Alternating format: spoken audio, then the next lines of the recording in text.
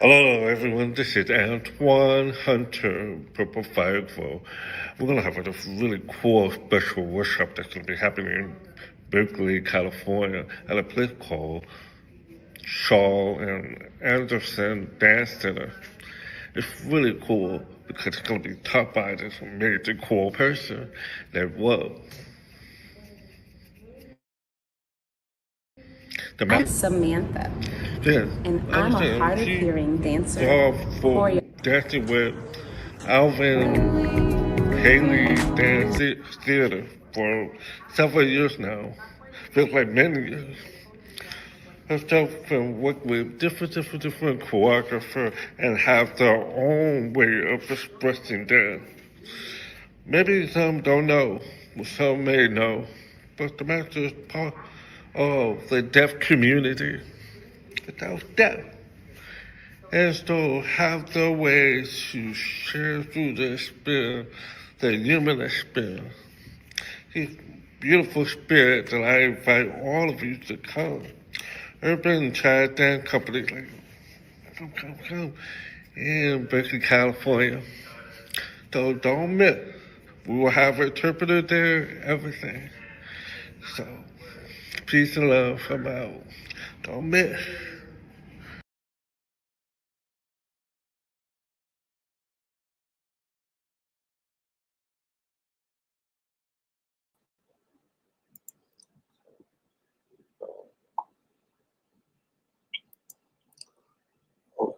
Some people ready.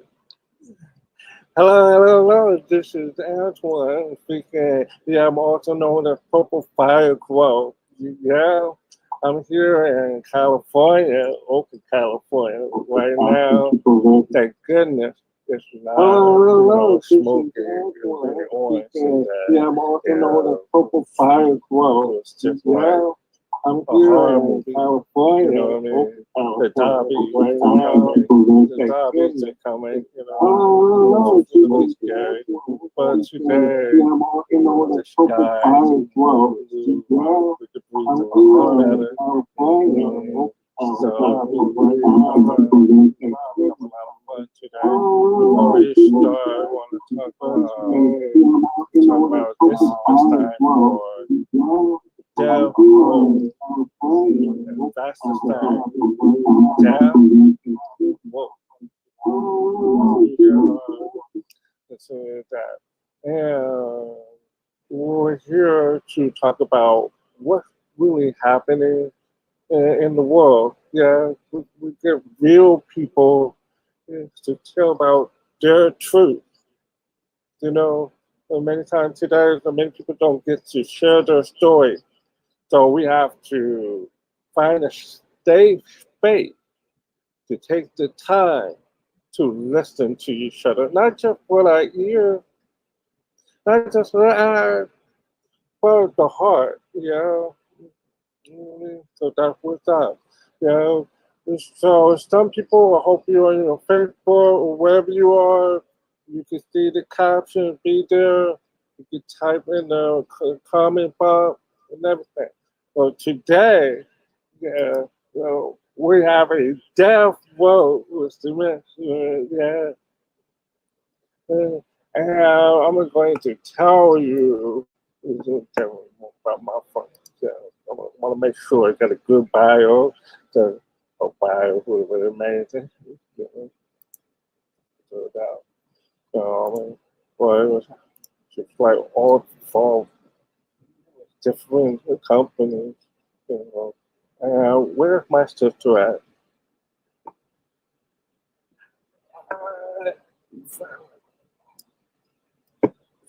Fine.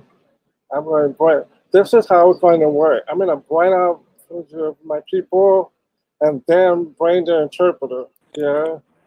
Ah, there you are. Yeah. Right there. Yeah. Cool. Yeah. Right with everybody's in there. Okay, so there you'll be voicing for me and a little bit time for me, right? Cool. We have Jay, the interpreter, and then Kaylee, the interpreter for Samantha. Cool. Cool. Yeah. Yeah. Hey, everyone see me okay? Yeah. Wait. So, first, I want to say thank you. Thank you for coming, Samantha, and being here with us. Oh, thank you for having me here. I'm really excited. We have so many conversations, you and I. So yeah, it's fun to be here sharing. So funny. You know, I think people around the world need to hear and have this conversation and to share the conversation that you and I have been having. Absolutely. We talk about everything. Yeah. Let's go back to the basics. So, Miss Samantha Figgins, where are you from? I'm from Washington, D.C., born and raised, and now I'm living in New York City. How's the weather there? Right now, it's turning into fall. It's on the verge of summer and fall, so it's starting to get a little nippy, but still I can sit outside to eat if I want to. But yeah. Yeah. Well, for those who don't know, Samantha herself is a dancer. She's involved in African American dance companies, institutions. She's danced with very famous individuals, like George Balanci. She's been involved in several different companies.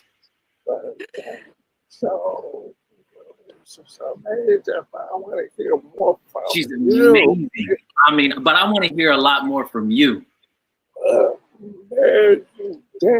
What's made you dance? For me, dance just comes so natural. It's the first thing that I can really think about in the morning. So when I was younger, also with my hearing, it's just easier for me to gesture and communicate in that way. I see like body language as my first language, you know what I mean? And so that just tied so well with dance, and I just put myself into dance and feel free to express myself in those ways. So yeah, that's what drew me to dance. And you know, I'm also like a very spirited individual, and when I was younger, I was just running all over the place. So dance really gave me the discipline and gave me focus. So yeah, that's where I really found my love of dance.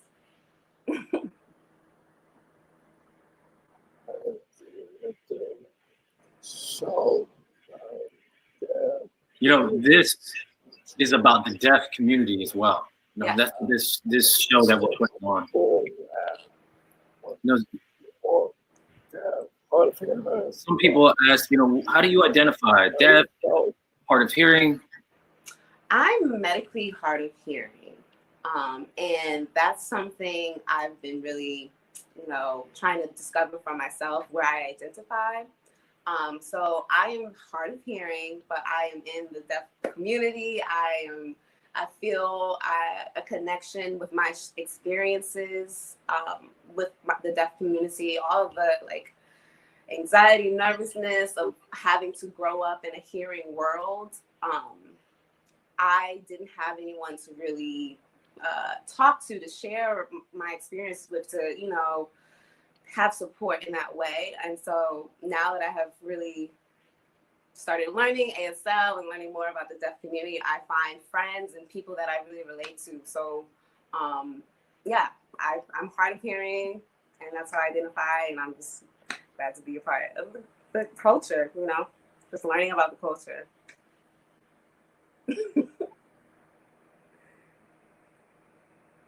You know, honestly, hard of hearing, late deaf. It's all the same. Yeah, really, you know, for me, like me, I'm deaf disability.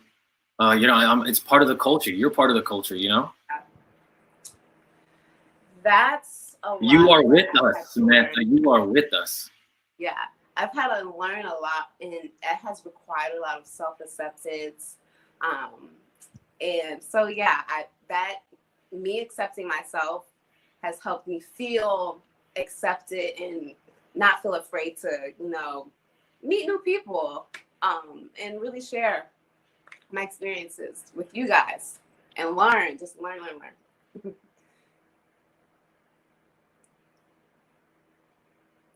Talking about accepting yourself.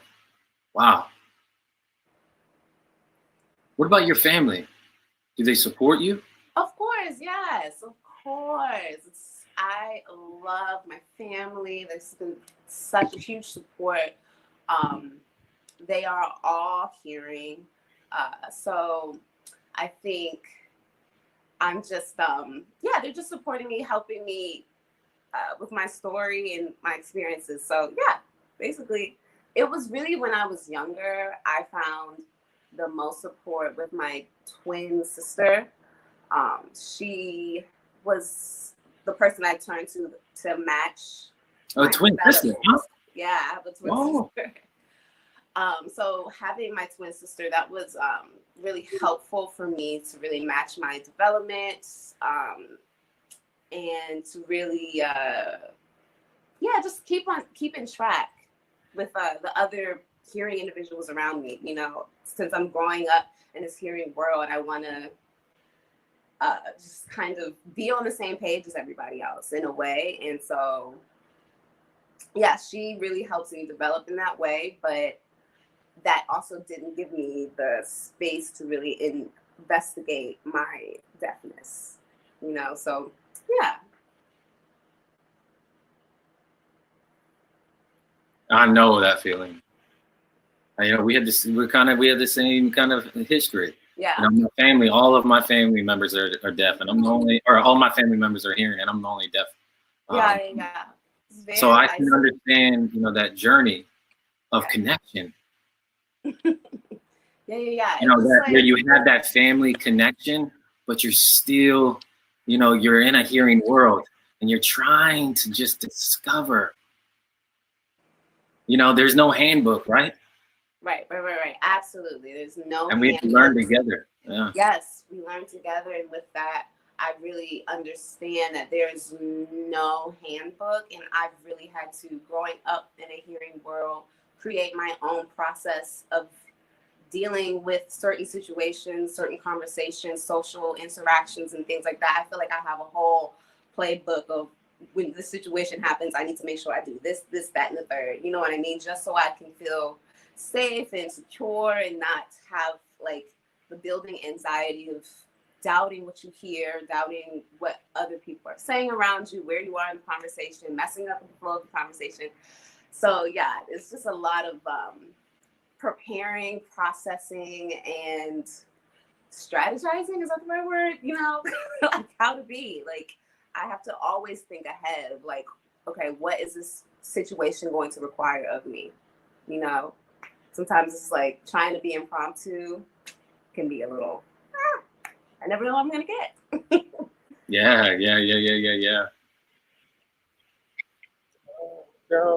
I think also this world, the hearing world, doesn't allow us to be free to learn easy.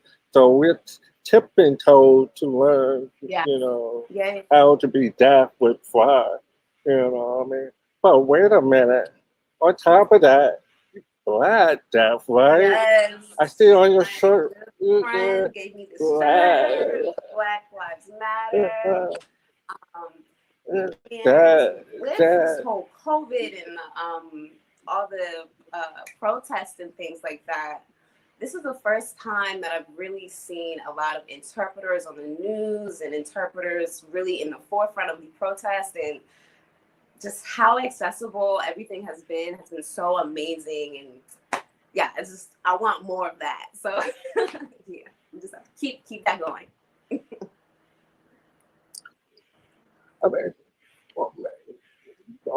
Many people who don't know, COVID, when it happened, it was for 3 weeks there was no interpreter.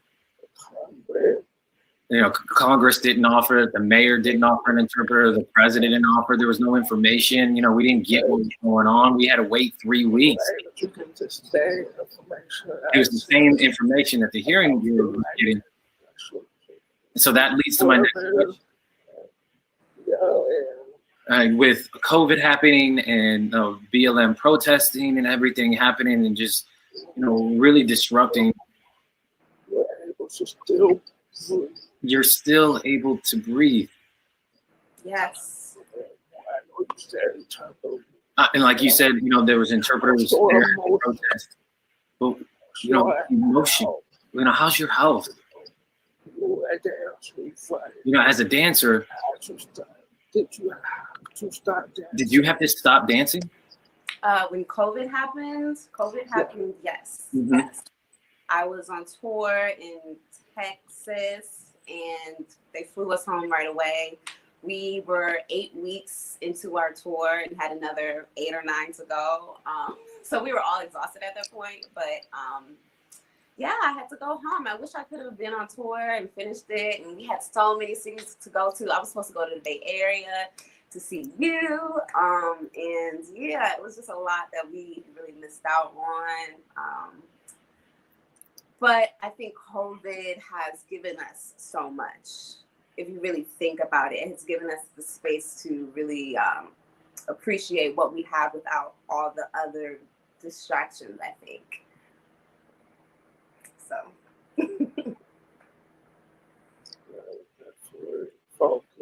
Yeah, that's the focus, right? Focusing. It's not easy. No. If you don't have any information, it really throws us off. So that's really important. But you're doing it.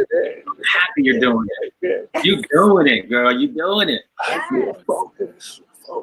How do you stay so focused? How do you maintain that family support? You're still dancing. And now everything, do you feel more at ease? Are you teaching dance? What are you doing now? What are you doing now? What are you doing to continue going? Honestly, right now, what has helped me really stay at peace and continue my creative process is taking the time to go within myself. I think this time I've really had the chance to explore and really sign up for my ASL classes. That is a part of me reparenting myself, my childhood self. That's a part of me empowering myself and giving myself tools that I never had. So I'm feeling very pumped up about all the gifts that God has given me inside. And I really have space right now to think about that. At my job, Ailey, it is go, go, go, go, go, go, go, that I don't sometimes have a lot of time for myself to cultivate all that I have. And I even don't have time to, talk to my family as much as like that. And yeah, so I've just really been trying to explore that part of myself. I've been really teaching a lot, sharing. I think the more that I learn about myself and my journey, the more that I can share with others, and seeing how that affects others lights my light more. I want to light your light, and I feel like my gifts is actually accessible to people and worth giving, and it just has given me, I've been able to find a lot more confidence within myself during this time, honestly. just with my exploration and really peeling back all my layers. And yeah, with that I can be vulnerable and put it in my work, and because I'm doing that work with love, I can put that into my artwork with love and share that with love and allow other people to feel that. You understand? Yeah, that's how I feel. Yeah, definitely. I understand it. Yeah. Definitely. I really feel you. Yeah.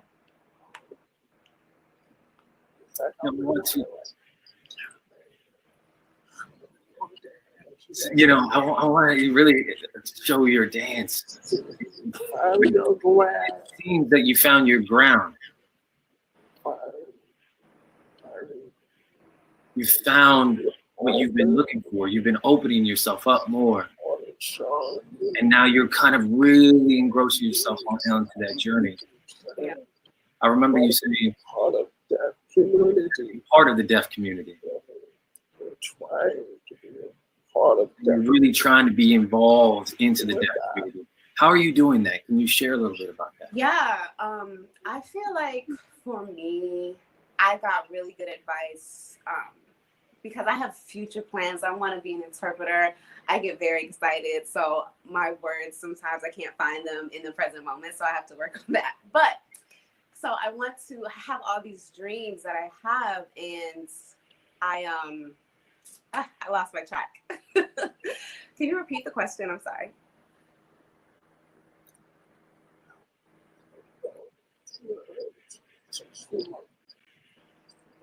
Really, you're finding your ground. Mm-hmm. Oh, how am I? How are you trying to be involved in the deaf community? So, yeah, I have found that social media has been really amazing for me. I have totally switched my friends group and started following deaf creators and deaf, just everyone, people who do fitness, graphic design, bakes pies, people in politics. Like I've been following so many people and just really trying to absorb all of that knowledge. COVID has been so hard, so you can't go out and meet people. I can't go to ASL class and have that time to actually converse with the students there one-on-one. So I have to create an environment for myself. We're on social media all day swiping. So I can swipe through a whole feed of deaf creators and, you know, connecting in that way and saying, hey, I really love your work, and advocating for them and sharing their stories. That's one of the really like major things that I've been able to do. And then just honestly reaching out, like researching what I'm interested in. I'm into dance. So I want to start there. I want to learn all the dance terminology. I want to meet all the deaf dancers because that's my story. That's my journey. I need people who I relate to. So that's how I met you. Like we have the same passion in that way. So yeah, networking in that way. Social media is helpful. Sign up for an ASL class. Yeah, that's my story. I've been getting a lot of books and reading. So yeah.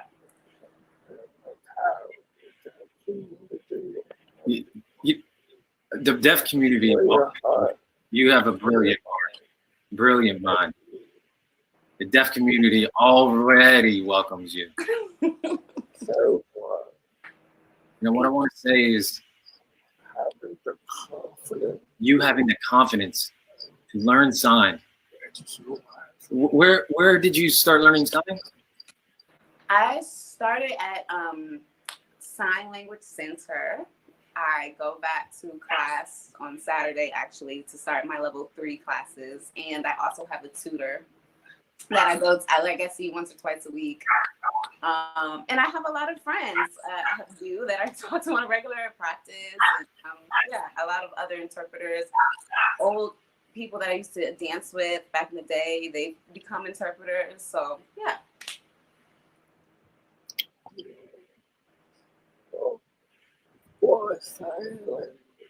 You know, before sign language, was it hard to understand people?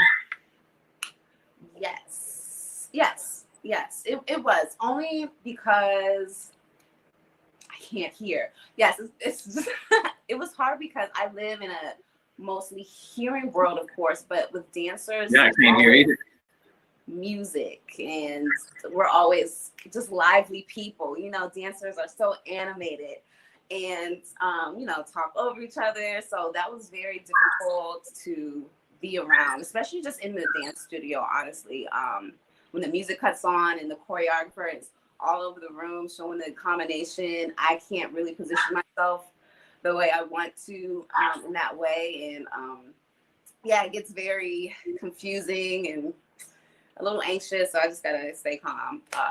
But I think I'm really good when I'm one-on-one with a person in a quiet room. That is like my favorite situation. I love one-on-ones. I always feel so bad with my friends. They want to go out and have fun, and I want to, but it's always just like, there's always a part of me that is just, what?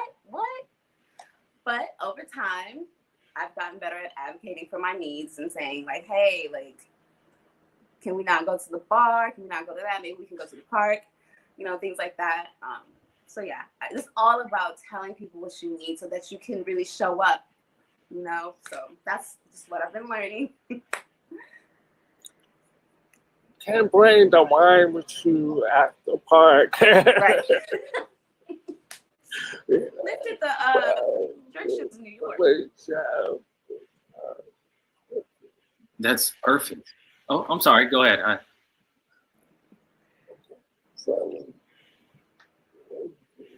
Really, you've been talking about how you've been solving problems. Where you go into a quiet room. You prefer, obviously, it's easier for one-on-one, better understanding. You know what I'm saying? You're like, nah, I'm not really into a bar. It's not really that friendly. It's not really that hard of hearing friendly. If all your friends learn learn sign language, it'll be fine. It'll be fun. Right. Yeah. And I love my company members because they are all trying to learn. They're always asking me to teach them. And so, because I expressed to some of them, I was like, I'm nervous about going back to work and wearing the mask and all the other stuff. And they were just like, teach us. They want to learn. So I feel very loved. Those are my friends. I was almost going to ask. I was almost going to ask you. Now COVID happened. Now that COVID has happened, mask wearing. Now it's even harder to understand people. Did you find another solution? Not teaching them sign language. But it requires more of that facial expressions because our mouths are blocked. Yeah. Feel about that? How do you feel about that? With with the mouths being blocked, mask, is it more uneasy? No, I'm having a hard time. Because, well, number one for me, just by habit, because I only hear out of my left ear, I just naturally turn this way. And now my focus is off the speaker. So that's something that I'm learning, the importance in ASL. So with that, the mask just stops the sound. It just stops the sound. And I even have my mask on. And sometimes with my hearing aid, the loop on the ear is rubbing up on the microphone. So that's creating more noise for me. And then I also can't hear you. So, yeah, it's very, very difficult. Some people some people, you're trying to understand people. You dance with many different companies. Do you feel like the companies are very supportive, or some of these companies really don't understand you, and they really don't recognize that you're being hard of hearing? Communication is important, right? Yes, absolutely. I feel like the companies that I've danced for have been very supportive of me and helpful, but it was my job to say I needed help. You know what I mean? So back when I first really started dancing professionally, I don't want to be a burden. I don't want to ask you over and over and over just to repeat yourself. I had a lot of that, just self-accepting that I had to get over. And that was like the breaking point at Alvin, like at Ailey. I just kept missing all the jokes and like all the laughter and all the like corrections and things like that. I just was feeling so isolated, so like not a part of the group that I couldn't even be in the room. And that's something that I had to, break out of. And that was the breaking point for me to really start learning. And after that, everybody's just so helpful. People actually remember what side to stand on and allow me to be like, hey, like, I need to stand there. I know you want to stand there. And it just happens to be like the skinny mirror, but I need to stand there. You know what I mean? Everybody wants to stand in front of the skinny mirror.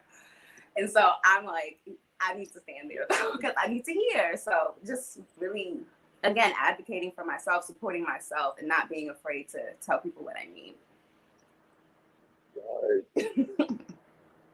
Don't be afraid to tell people what you Don't be afraid to tell people what you need. That is so important. Yeah. So important. I remember you were involved in the Bay Area International Deaf Dance Festival. That was a completely different environment. Yes. You were around people who signed, who were deaf. How did that feel? It was really exciting. It was, I was excited because I could apply all the things that I've been learning on my own. I've been by myself, and now I can really interact with people and learn all of the different ways people sign, because we have people from Spain and all over the world. It's just all different types of ASL or BSL or, global sign languages. And so that was just really exciting for me to really try to figure out what people are saying and just, work on my receptive skills. And it was just also a pleasure teaching myself. Thank you for that opportunity, because I got to teach an ASL, and I just got really good feedback from the people who took the class about, being able to understand what I was saying. So that was just like a boost of confidence, and I felt very welcome and supported. Again, just supported, because people come into this deaf culture at different stages. I'm 30. Some people come in 15. Some people come in 50.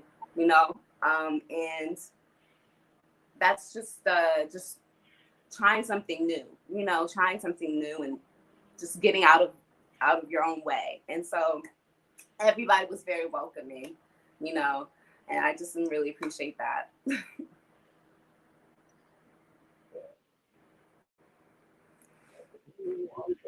Yes, we welcome you. That happens every year with the International Dance Festival, every summer. I set up the Bay International Deaf Dance Festival because we needed a place for all of us to come together. Absolutely. We're all superheroes in different places, coming together. And then we become all stars. Performing on a festival. Performing at our festival. And your performance was titled Seed. Tell me about that. Tell us about that dance performance. Yeah. Yes, the performance was called Seed, and I filmed that in my apartment. I moved all my furniture to the side, and with COVID, we have to create, but then some days it's rainy, so you can't go outside. Some days it's too many people outside, and and that was early in the quarantine, so it was really mask on. It's still mask on still. So yeah, Seed, I feel like Seed for me was just what I'm doing now. Right now, I feel like a seed. I feel like when I'm learning something new, you have to, or when anyone is learning something new, you have to start from the beginning. You have to humble yourself and just start fresh. And that's where I feel like I am right now. And all the people that I'm meeting, I feel like I'm just being watered, you know what I mean, so that I can grow. And there was 2 different sections. There was a section in black and white, and then the section in the nudes, the nude colors. And the first section for me is before I really started investing in myself. That's the feeling that I had. Just it was very fast movement, fast, and with no color, because there was a lot of suppressing that I do, you know what I mean, or I did do in the past with my emotions regarding myself and my just regarding myself and my hearing. And so I wanted to portray that with the black and white, just moving fast, but not processing what is going on. So that was where that came from. And then the second is just like a drop of water, honestly, like a drop of water on the seed. And that is your awakening, I guess, or your, just awakening, your flowering. And I had just a message, just a message from the divine, honestly, during this time. And that has allowed me to expand and bring colors to my life. I feel like ASL, the deaf community, accepting all this exploration of myself is really bringing color and clarity to my life. And I wanted to portray that, portray me being comfortable with myself. And basically. Yeah. Now I want to take the time to show you. We'll go ahead and play that video. Oh, You ready? We ready?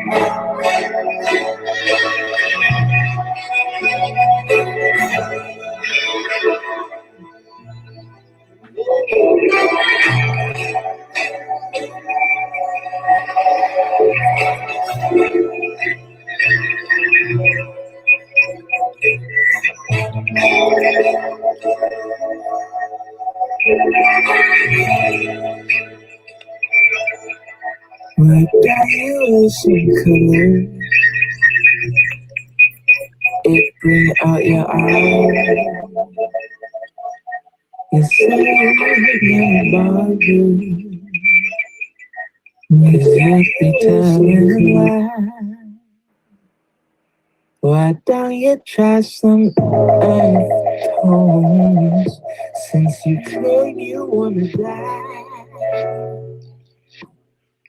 The color of compost might make you feel refined. Well, I think it looked great on you. Girl, what should you say? There's nothing to be scared. Do it for him. Say I wanna change you. That was never true. Look up at the clouds. We could have a shade.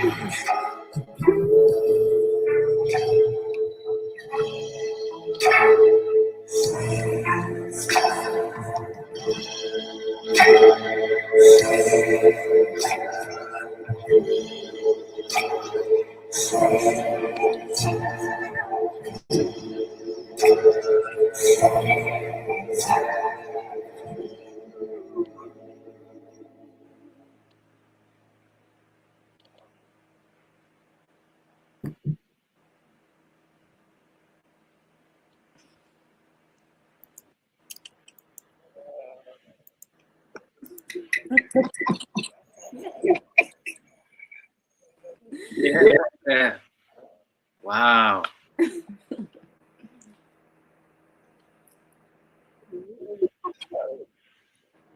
You know, that was really touching, mesmerizing. You're an amazing dancer, beautiful choreographer. You know, I think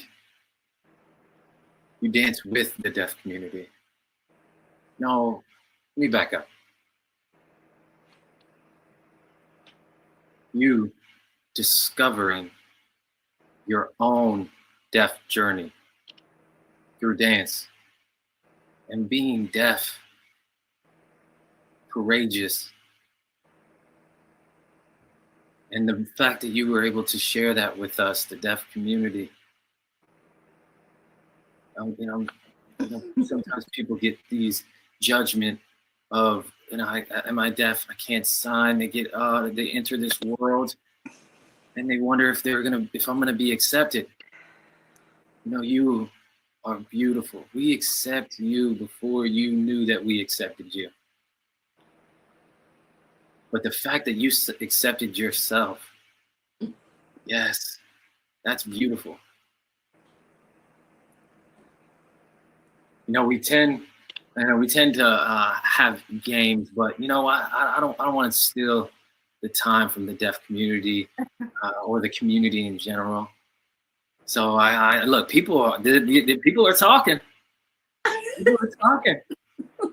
What? So this deaf woke.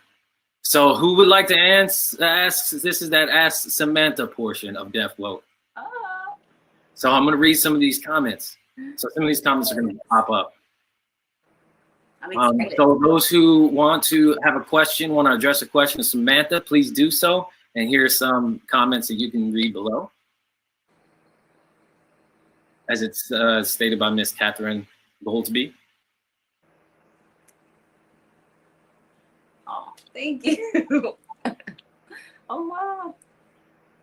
Here's another comment. She's an amazing dancer. Thank you. Hand clap emojis. You know, I want to say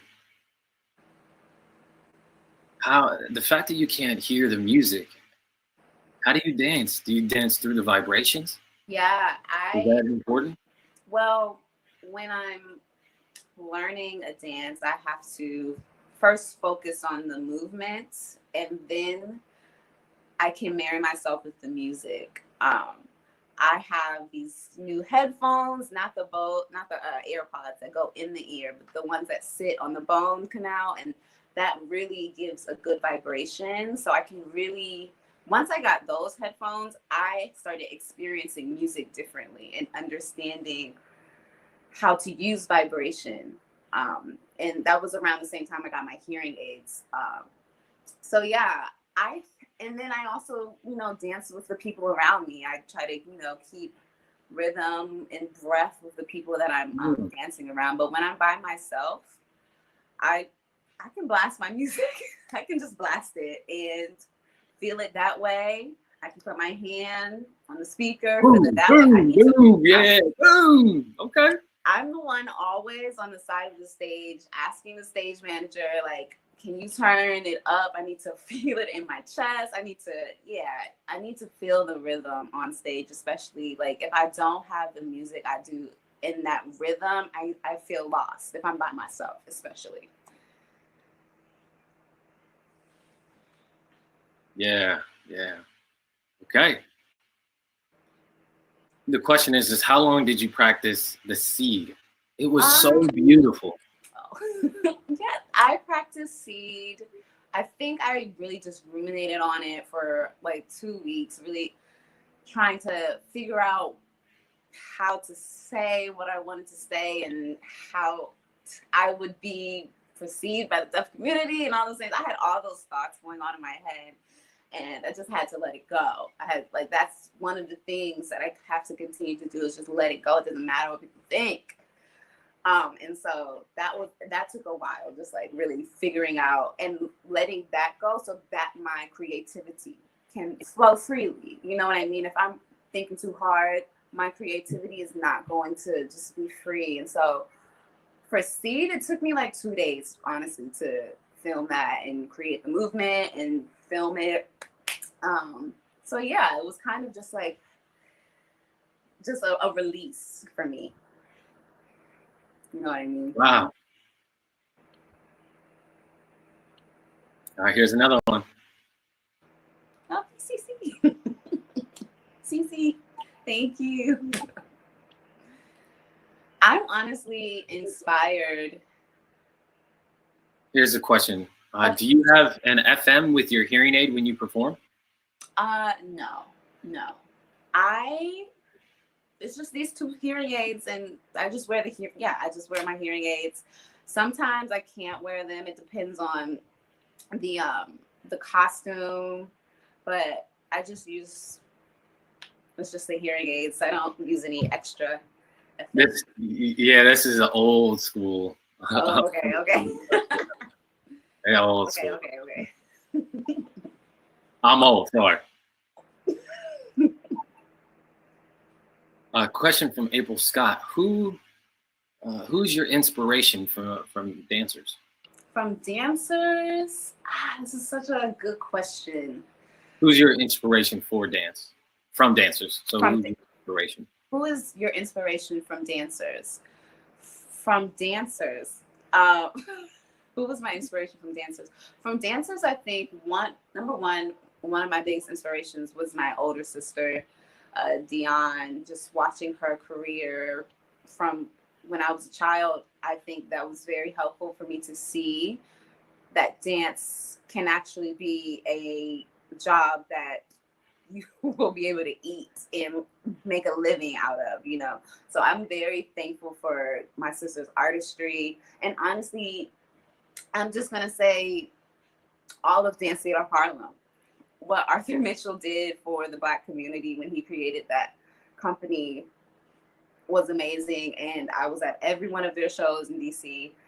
And that was where I saw myself in the future. That's where I wanted to be. So I think all the women, all men from Dance Theater Harlem, you guys are my inspiration. Yeah.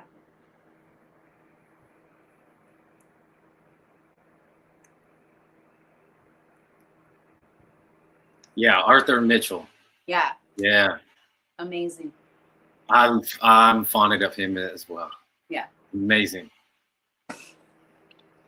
I can't see how he did it. Can you imagine? All the way through that really oppressive time. He's the only Black dancer, choreographer, and how he was able to thrive during segregation, you know, during the bus riots. Yeah. Boycott.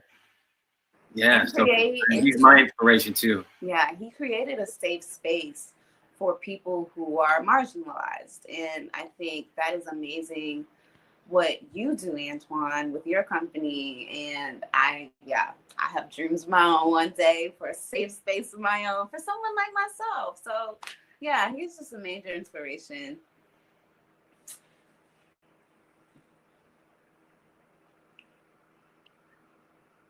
I mean, it's really important that we give our experiences back to our community. Our experiences, we give it back, you know? It's really, really important. I'm really looking forward to you creating and formulating your own. Yes, absolutely. There's a question from the audience. How did you start dancing and how did you persevere through it all? For me, I started dancing because, my older sister was put into dance, and also I had so much energy. My mother just wanted to put me in something that would give me discipline. But it also just worked so well with me because I was already so physically expressive when I'm trying to communicate and things like that. And I also just love music. So dance was easy for me to go to. I started dancing at a ballet school, Jones Haywood in DC. And then I went to Duke Ellington School of the Arts, and it was a arts conservatory type thing for high school students in DC as well. And I think it was very difficult for me. But again, like I said earlier, I had my twin sister that I could really match with and work with. We would go home every day after school. I would say, let's work, let's dance. And I already just had a love for dance, but I know that I need to keep going over things for the next day. So I would always, after school, always practicing. And lunch, on the lunch hour, I was always practicing just so that I don't feel behind, and those types of things that I had to do with my hearing, the way that I had to position myself, the way that I had to do the extra work, all of those things were to my benefit because that created my work ethic. And now it's not hard for me to just work hard. You know what I mean? So I think yes. Work it. Yes, and I'm like so thankful now that I had to go through that, because when I got to Ailey, yes, I was like stressed out, like how do I be this dancer or whatever, but I have trust in my work ethic. I have trust. I have to do this for myself. You guys aren't really thinking about me needing to repeat something, or of course at that point I wasn't saying what I needed, so I was overcompensating a little OCD with just working and trying to really practice and master dance because I wanted to do it. I wanted to make a career out of it, so I had to give myself what I wasn't getting from the front of the room, just from people not understanding that I needed extra help in that way, and of course me asking, but yeah, people just didn't understand sometimes why I need to keep going over. So yeah.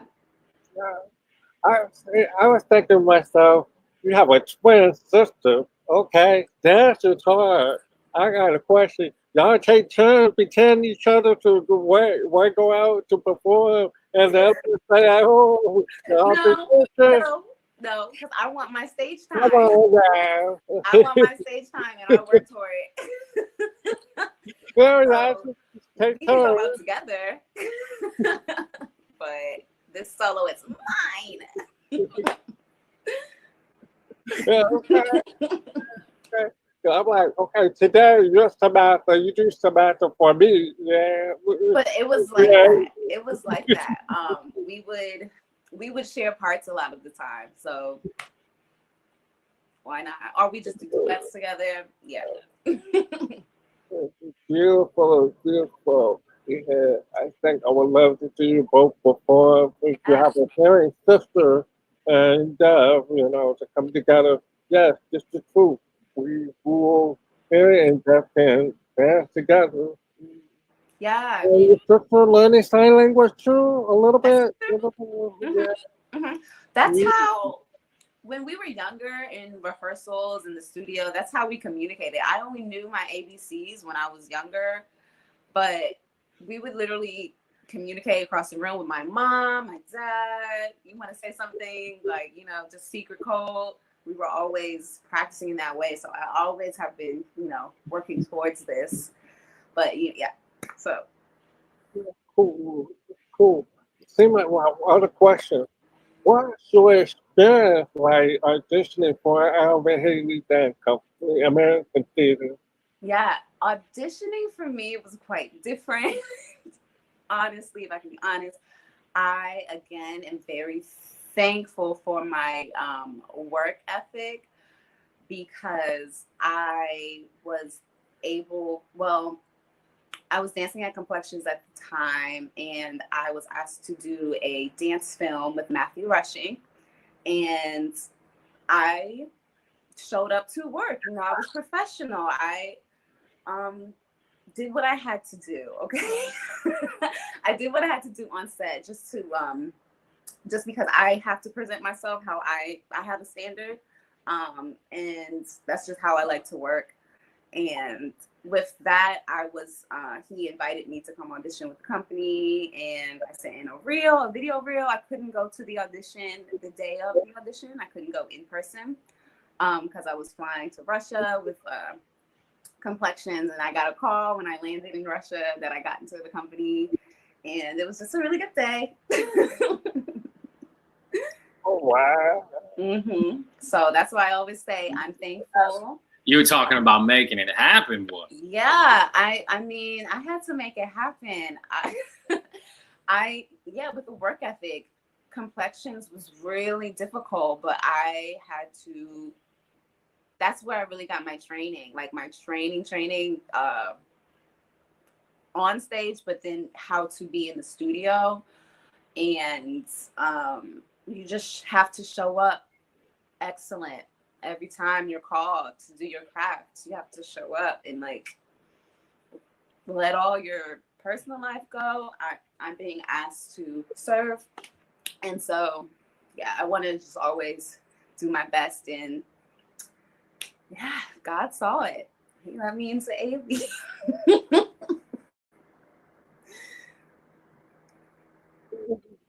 Wow. You learn these things, you dance, you get involved with that community, you know, we're healthy. We do go to the doctor, get a checkup, you know, you feel fine, feel confident. That, you know, but Sometimes, you know, you down. we feel strong, but somebody's trying to bring us down, right? We're thriving, and then somebody tries to pull you back down. Yeah. Did you experience that during COVID? Yeah. During COVID, I feel like I am very health conscious. I take care of my health on a regular basis. I think what can pull you down is the toxicity of social media and just looking into other people's lives. I think we have too much time to look into other people's lives all day, and that takes away your focus from what you need to be focusing on. So I think if you fall into that social media game, that can be a lot of like, I should be doing this, I should be doing that, this is what I should look like, you know what I mean? And this is how I should spend my COVID. Like, people are saying, if you don't come out of COVID with a new talent or a new anything, then you're not using your time wisely. But I think that doesn't matter. You know what I mean? I think really like being at peace with what is inside, what you feel called to do, is what will bring you peace. Just really like minding your business in that sense. You know what I mean? I don't think I have really felt like an oppression really. Only like really when I look at the news and like, yeah, just the social media and all that's going on with the Black Lives Matter and all those deaths, those are the things that can bring me down. You know what I mean? So with that, I always send my prayers and send my energy out, do what I can, advocate, you know, sign petitions and things like that. But then after that, I have to hold what I have and appreciate that and find peace in that. So that's what has been really keeping me really still and be happy with what I have. Yes. Well, a few minutes left. Few minutes left. Maybe two more questions, people. Yeah. Let's see. What are there? Come on. Hello, Samantha, from Out Youth in Austin, Texas. Where are your youth at? I'm interested in learning ASL, but don't know where to start. How did you get started, and where do you suggest we do the same? I started really learning ASL because I had to fit it in with my my tour schedule, you know, so I had like 15 minutes here, 30 minutes there. So I would just go to YouTube, honestly. There's great tutorials on YouTube. Bill Vickers is somebody at Life Print. That's somebody that I follow. I have been following just deaf blogs. I follow Sign Duo on YouTube just to help with my receptive skills. They do SimCom though. And I follow YouTube. honestly has been a great starting point. And then from there, I signed up for sign language classes online at Sign Language Center. But there's apps you can download. There are Facebook groups you can be a part of if you want to start learning. It's all about using, honestly, right now, because we're in COVID, using your device and just reaching out and researching. I just had, honestly, for me, I typed in ASL tutor into Google, and it popped up with all these tutors, and I just, clicked on that, and I found an amazing tutor online. So yeah, it just requires a little time and research.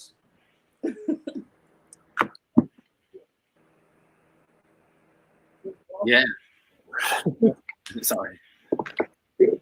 One more. One more.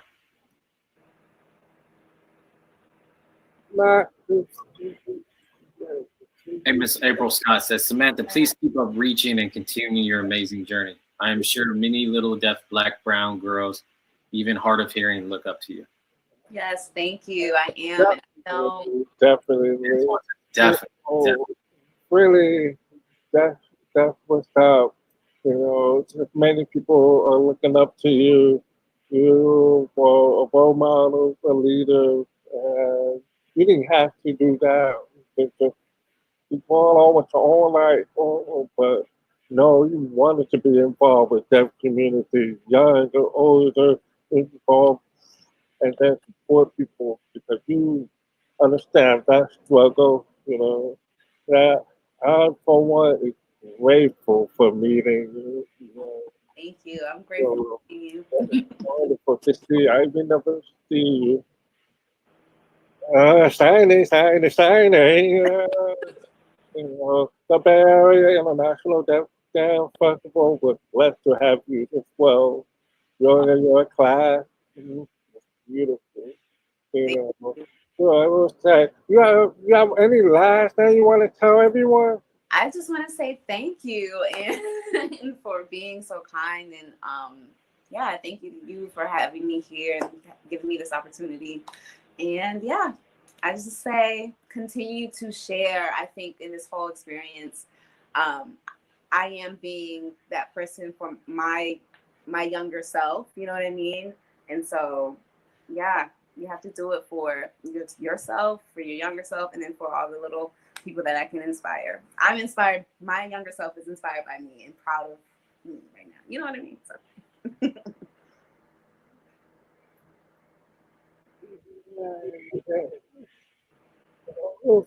I want to say thank you, Samantha. Thank you, Samantha. Thank you. It was wonderful to have you. Thank you to the interpreters. Yes, thank you. Thank you for all the people who are watching. I love you guys. Here's the final thought. Now here goes the final thought. Oh, wow. She just saw Samantha show her story, opening up her heart to tell her truth. You know what I mean? What's that woke is about? People to come and tell their truth, their story, what they've been going through. Are you really listening? Not just listening with your ears, not just listening with your eye, but with your heart. You know what I mean? There's so many people who are trying to move so fast, become like microwave. You know what I mean? And if you put it in the microwave, you recognize the inside of your food is not really cooked. But when you put it in the oven, that food, it takes time. And if you really listen to that food that's in there, bakes it. And you take it out, the inside is cooked, and you got soul food. You know what I mean? Full of nutritional soul food. I want to just thank many people for coming out today to learn from each other, and share the question, just taking a moment to stop and learn and to listen We have to learn how to listen. Just because you're hearing doesn't mean you're a good listener. You know what I mean? So we have to learn together to communicate and listen. There's many people who communicate differently. Samantha show her movement in her own language and her movement feed with a new language to communicate to y'all, to the community, to people. It was a blessing to have this thing. Yeah. And I will say, you know, this thank you, for listening. I'm feeling very emotional because this, you you have to use a platform. The method use a platform to give back to the community. I'm trying to do the same. It was a long journey.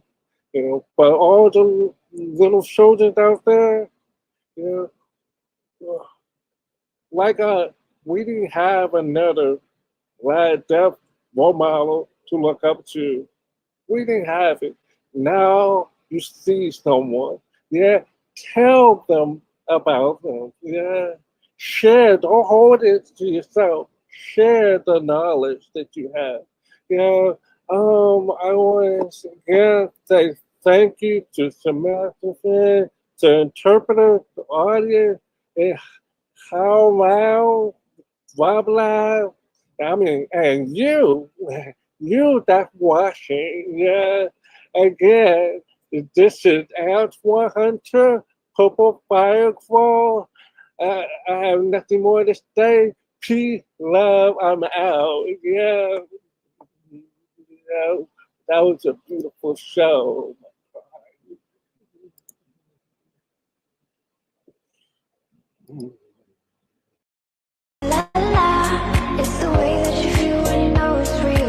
Hello, everyone. This is Antoine Hunter, Purple Firefall. We're going to have a really cool special workshop that's going to be happening in Berkeley, California, at a place called Shawl and Anderson Dance Center. It's really cool because it's going to be taught by this amazing cool person that was. My name is Samantha, Yeah, and I'm a hard of hearing dancer.